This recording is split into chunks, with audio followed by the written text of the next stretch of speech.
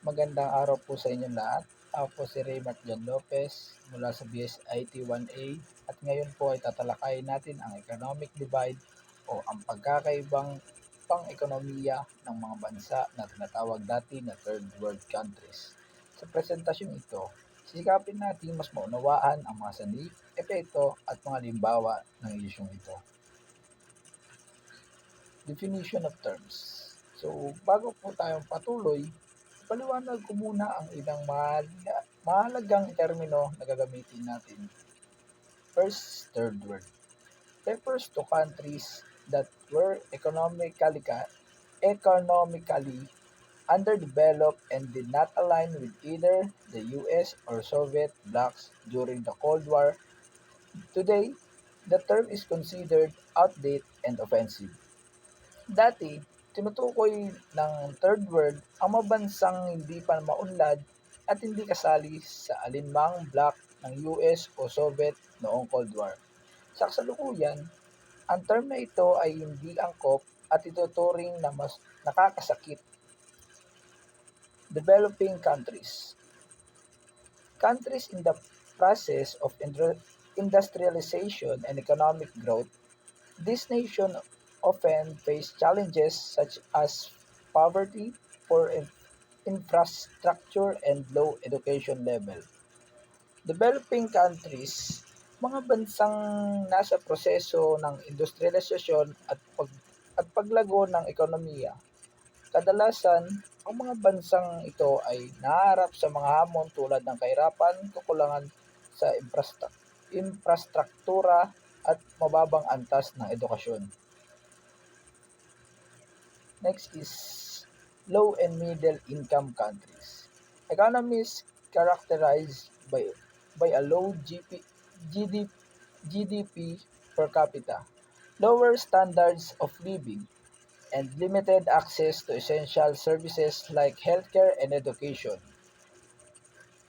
Mga ekonomiya na may mababang GDP capita, hindi mataas ang kalidad ng pamumuhay at may limitadong akses sa mga pangunahing serbisyo tulad ng kalusugan at edukasyon. Last, least developed countries. Countries identified by the United Nations as having the lowest indicators of socioeconomic development. So, ang least developed countries, mga bansang itinuturing ng United Nations na may pinakamababang antas ng kaunlaran batay sa mga indikator ng kita, edukasyon at kalusugan. Real world case examples. Ibigay po natin ang ilang halimbawa kung paano ang economic divide ay makikita sa ating paligid. Movies. Slumdog Millionaire depicts the lives of individual in India underprivileged areas, showing stark economic disparities. So, isang halimbawa ay ang pelikulang Slumdog Millionaire na nagpapakita ng buhay ng mga tao sa mga hindi pa maunlad na lugar sa India. Ipinapakita nito ang matinding economic disparities o agwat sa ekonomiya. Next is commercials. Global brands often portray the contrast between luxury goods and impoverished areas, showing that economic divide.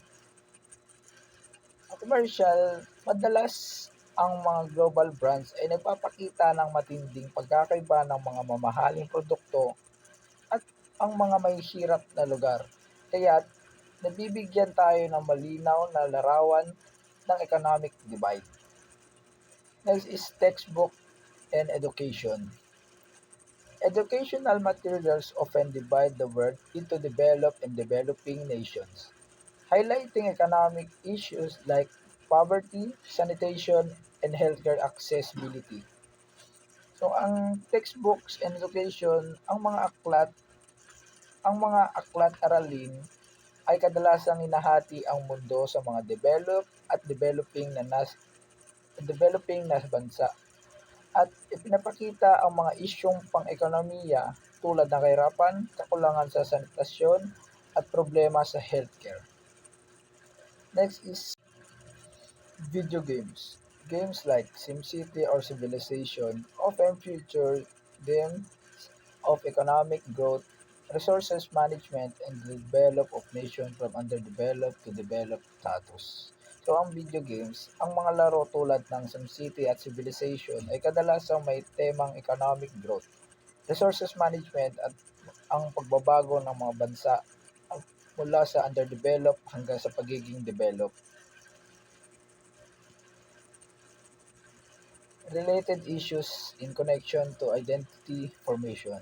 Ngayon naman po, tatalakayin natin ang mga issue ng may kaugnayan sa pagkakakilanlan ng mga bansa at mayayaman sa harap ng economic divide. Good and bad sides effects. Good side. Good sides effects.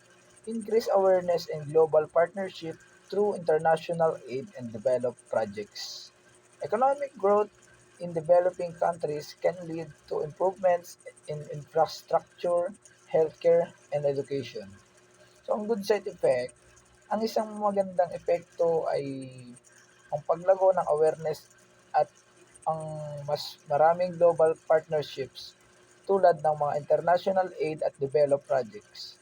Ang pag-unlad ng ekonomiya sa mga developing countries ay nagdulot ng mas maganda at mas mabilis na paglago sa mga infrastruktura, kalusugan at edukasyon. Bad side effects. Stereotypes and stigmas associated with third world countries can negatively impact national identity and social perception. Poverty and lack of resources can result in societal tensions and in their self-actualization for citizens of these countries. So, ang bad side effects, sa kabilang banda, may mga hindi ka nais-nais na epekto ang mga stereotypes at stigma tungkol sa third world ay nagiging adlang sa positibong pagkakakilanlan ng mga bansa. Ang kahirapan at kakulangan sa resources ay nagdudulot ng tensyon sa lipunan at maaaring magpahina sa kakayahan ng mamamayan na magtagumpay sa kanilang personal na buhay. From the from the perspective of a student in the Philippines, Filipino students often face challenges in terms of access to quality education and job opportunities due to economic inequality. The disparity between the wealthier urban areas and poorer rural regions may impact self-identity and societal expectation for students. Bilang isang mag-aaral sa Pilipinas, nakaranas kami ng mga hamon sa akses sa kalidad na edukasyon at oportunidad sa trabaho dulot ng hindi pagkakapantay-pantay sa ekonomiya. Ang malaking agwat ng mga mayayaman at mahihirap na lugar mula sa mga urban na syudad hanggang sa mga rural na komunidad ay ang may epekto sa aming sariling pagkakakilanlan at kung paano kami inaasahan ng lipunan. Personal stance. I believe the term third world is outdated and pejorative, failing to reflect the significant progress that countries previously categorized in this group have made. The term perpetuates stereotypes and fails to recognize the emerging growth in this region. I agree that it is time to move away from such as terminology and adopt more inclusive and accurate classifications, such as developing countries or emerging markets, which better highlighting the potential and ongoing advancement of this nation. Continued use of the term can discourage meaningful collaboration and hinder this hinder this nation ability to reshape their global identity. To address this issue, I suggest fostering global partnership through sustainable development project and aid, while avoiding terms that undermine undermine the efforts of these countries to improve their socioeconomic condition by changing the way we talk about these nations. We can contribute to reducing global inequality and fostering a more inclusive world. Conclusion: the term third world is no longer sustainable in describing nations with economic challenges. Terms like developing or emerging markets more accurately represent the progress of these countries. As we move forward, it, it's essential to support the growth of this nation through international cooperation, innovation, and sustainable development initiatives. The global economic landscape continues to shift, and by adopting more respectful and appropriate terminology, we can encourage more positive, meaningful, and productive relationships between developed and developing countries. Ul- Ultimately, this will contribute to reducing inequality and creating a more balanced and interconnected world.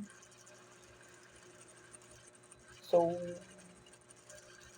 nais ko pong parating na ang terminong third world ay hindi na nararapat gamitin upang ilarawan ang mga bansang may mga hamon sa ekonomiya.